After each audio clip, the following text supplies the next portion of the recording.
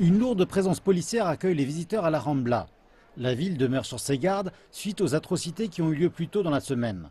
Pour les enquêteurs, la mission principale est d'intercepter le principal suspect, Younes Abou Yacoub, un Marocain de 22 ans qui est toujours dans la nature.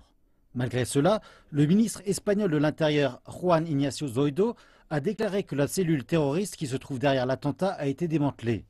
Mais les officiels catalans disent que cette affirmation est prématurée. Je ne pense pas que l'on puisse déjà dire que la cellule terroriste est démantelée. Il nous reste encore beaucoup de travail à accomplir, pas juste du travail pour 1 ou 2 jours. Il faudra de la patience et beaucoup de discrétion. Dans un hôpital, nous pouvons nous faire une image plus vive de la destruction causée par l'attaque terroriste. Des enfants aux bras et aux jambes bandés sont couchés dans une salle. Le roi d'Espagne et son épouse tentent de leur remonter le moral. Le roi Felipe a profité de l'occasion pour adresser un message aux terroristes. Nous n'avons pas peur et n'aurons jamais peur. Le symbole de coexistence qu'est la Rambla est à nouveau de retour. Comme vous pouvez vous y attendre, Barcelone demeure en état de choc profond. La blessure et la crainte sont manifestement perceptibles. Mais petit à petit, la vie locale retrouve un sens de la normalité.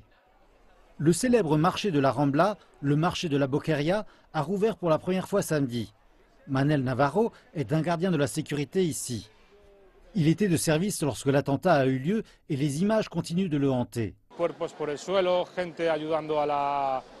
Il y avait des corps sur le sol et des gens qui en aidaient d'autres et qui se tenaient très bas. La police aidait, les infirmières animaient les gens qu'ils pouvaient et couvraient les corps des autres. C'était un moment de chaos. Il y a eu une autre apparition du roi d'Espagne, Felipe IV, à la Rambla dans la soirée.